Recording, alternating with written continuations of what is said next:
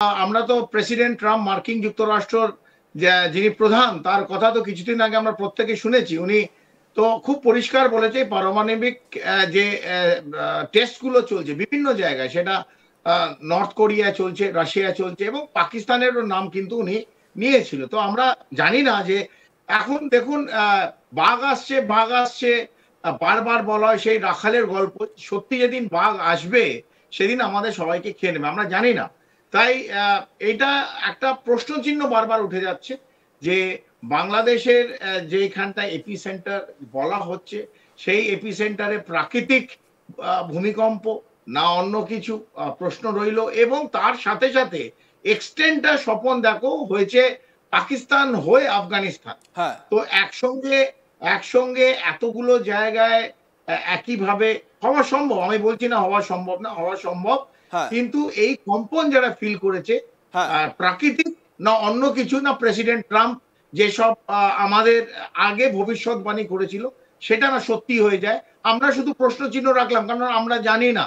আমরা ভুলবশত ভুল তথ্য মানুষকে দিতে চাইও না, হ্যাঁ, কিন্তু প্রশ্ন চিহ্ন নিশ্চিতভাবে উঠছে। একদমই কর্নেল চৌধুরী, যে প্রশ্ন চিহ্নগুলো উঠছে স্বাভাবিকভাবে সেই প্রশ্ন চিহ্নগুলো কেন উঠছে সেটাও আমাদের ভিউয়ার্সদের একটু বুঝিয়ে দেওয়া দরকার। আপনি খুব সুন্দরভাবে ডোনাল্ড ট্রাম্পের কথা বললেন। দেখুন, আমরা দেখেছি যে ইউএস জিওলজিক্যাল সার্ভে তারা এই ভূমিকম্পের তথ্য বিভিন্ন মানে সারা বিশ্বে যেখানে যেখানে এই ভূমিকম্পের তথ্য পাওয়া যায় সেই তথ্য তো তুলে ধরে। তো সেই ডেটাগুলো থেকে আমরা আমাদের ম্যাপের মাধ্যমে, আমরা স্ক্রিনে ম্যাপ দেখাচ্ছি, সেই ম্যাপের মাধ্যমে সেই ডেটাটা একটু তুলে ধরার চেষ্টা করব। এই যে ইউএসজিএস ম্যাগনিটিউড 2.5 আর্থকোয়েকস, এটা দেওয়া রয়েছে, মানে ভূমিকম্প এবং ভূমিকম্পের মানে যে কোন জায়গায় ভূমিকম্প সেই বিষয়গুলো তথ্য দেওয়া রয়েছে। আমি একটু এলাবোরেটলি আসবো কর্নেল চৌধুরীর কাছে, তবে তার আগে একটু ম্যাপটা একটু দেখিয়ে নিই। এটা হচ্ছে গিয়ে যে পাকিস্তানের যে জায়গাটা আপনারা এখানে দেখতে পাচ্ছেন, আগে একটু বলে দিই, এই যে পেশোয়ার, ইসলামাবাদ, ঠিক আছে, তো জালালাবাদ, এটা আপনারা এই রিজিয়নটা দেখতে পাচ্ছেন। এবং আপনারা মানে যেটা কর্নেল চৌধুরী বললেন যে আফগানিস্তান যেই জায়গাটায় এই এপিসেন্টারটা লক্ষ্য করা যাচ্ছে, এই যে ইয়েলো পয়েন্টটা আপনারা এটা দেখতে পাচ্ছেন। এবারে যদি আমরা আর একটু ডিটেলসে যাই, তাহলে ডিটেলসে যাওয়ার ক্ষেত্রে যে জায়গাটা, বাংলাদেশেও ভূমিকম্প কিন্তু অনুভূত হয়েছে। বাংলাদেশে কোন জায়গাটা? এই হচ্ছে এই জায়গাটা, এক্স্যাক্টলি এই জায়গাটা, যেটা শীতলক্ষ নদী, সেই শীতলক্ষ নদীর ঠিক এই জায়গাটা হচ্ছে গিয়ে এপিসেন্টার। দেখুন ব্লু পয়েন্ট করা রয়েছে, এটা হচ্ছে গিয়ে এপিসেন্টার, যেখানে এই ভূমিকম্প বলা হচ্ছে, মানে যেটা ভূমিকম্প আমরা প্রাথমিকভাবে জানতে পারছি ইউএস এর মাধ্যমে। সেই ভূমিকম্প, আমাদের প্রশ্ন এটাই থাকছে যে এই ভূমিকম্প প্রাকৃতিক, তো মানে প্রাকৃতিক উপায়ে, বা আমরা জানি যে টেকটনিক প্লেটের যে ঘর্ষণ হয় সেই ঘর্ষণের জেরে ভূমিকম্প হয়, তো এটা আমরা জানি, ভূগোলে পড়ে এসেছি।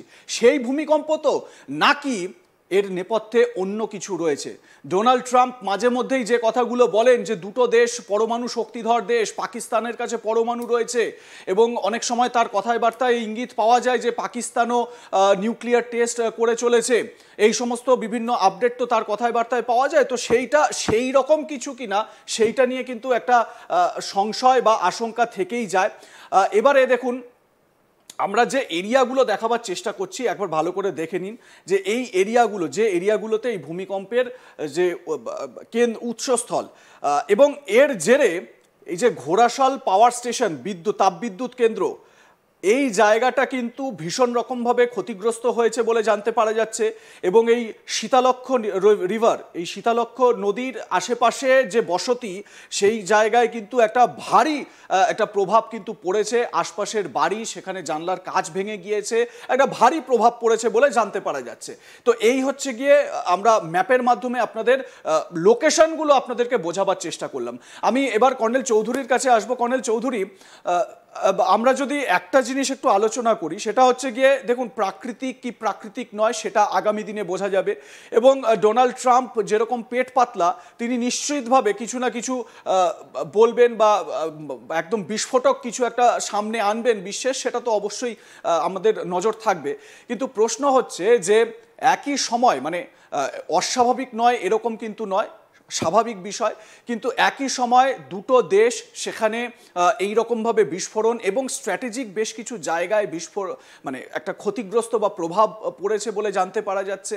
এবং এটা কি নেহাতি কাকতালীয়, নাকি এর নেপথ্যে সেই কোয়েশ্চেন মার্কটা রয়ে যাচ্ছে? আপনি ম্যাপের দ্বারা দেখালেন, জিনিসটা অনেকটা পরিষ্কার হলো। আমার মনে কয়েকটা প্রশ্ন আছে। যদি এটা পরীক্ষা নিরীক্ষণ কেউ করে, যে কোনো জিনিস পরীক্ষা নিরীক্ষণ করে, বাংলাদেশ এবং ঢাকা আমরা যেভাবে জানি, এবং আমি বাংলাদেশে বহুবার গেছি, আমি বলতে পারবো সেখানে যেভাবে যেভাবে জনবহুল এরিয়া, এবং আমাদের বিভিন্ন এরিয়া যেমন পোখরান বলুন, রাজস্থান বলুন, অথবা পাকিস্তানের বিভিন্ন Baloch area, north western frontier Province, এই যে বিশাল এরিয়া যেখানে মানুষ থাকে না, জনবহুল নয়, এবং ওটা রকি স্যান্ডি, যেখানে এই বিভিন্ন পরীক্ষাগুলো করা যায়, জলের তলায়ও করা যায়। আপনি একটা নদীর দেখালেন, নদীর পাশেও দেখালেন, নদীর তলাও করে। এটা রুশ এবং মার্কিন যুক্তরাষ্ট্র বিভিন্ন পরীক্ষার করেছে। তবে এটা কোনো পরীক্ষা নিরীক্ষণের জন্য এই নদীর তলায় করেছে কিনা প্রশ্ন চিহ্ন রইল, কারণ জনবহুল এরিয়া জেনারেলি করে না।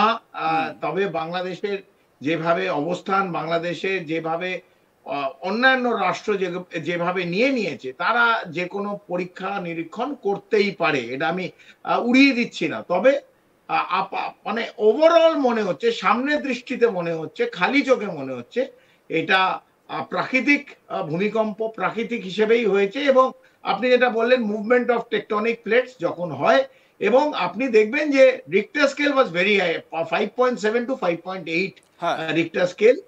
বাংলাদেশ এবং পাকিস্তান বিভিন্ন দু জায়গায় হয়েছে, এবং পশ্চিমবাংলা প্রত্যেকটা জায়গায় এই কম্পন অনুভব করা গেছে, এবং বাংলাদেশের বিভিন্ন জায়গায় কম্পন অনুভব করা গেছে।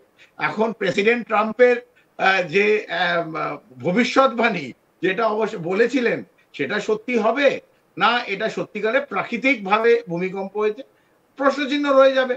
তবে বাংলাদেশে যে কার্যকলাপ যেগুলো দেখছি, এবং এই কলম্বো ডায়ালগ এই কিছুদিন, জাস্ট একদিন আগে শেষ হলো, এবং কালকে রাতেই তাদের ন্যাশনাল সিকিউরিটি অ্যাডভাইজার এই খালিলুর দৌড়ে পালিয়ে গেল আবার ঢাকায়।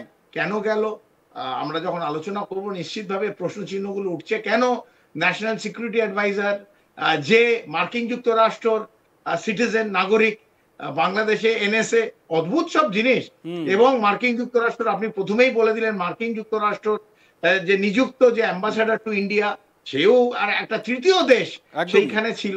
এই সমস্ত জিনিস একটা বড় প্রশ্নের মুখে বাংলাদেশকে কিন্তু ইতিমধ্যে ফেলে দিচ্ছে। শোভন, ঠিক এই জায়গা থেকেই, যেই জায়গায় আপনি আপনার বক্তব্য শেষ করলেন, আমাদের পরবর্তী আলোচনা আমরা শুরু করব। সেটা হচ্ছে গিয়ে বাংলাদেশের হাতে, খলিলুর রহমানের হাতে কিন্তু ডসিয়ার পৌঁছে দিয়েছে নাজির ডোভাল।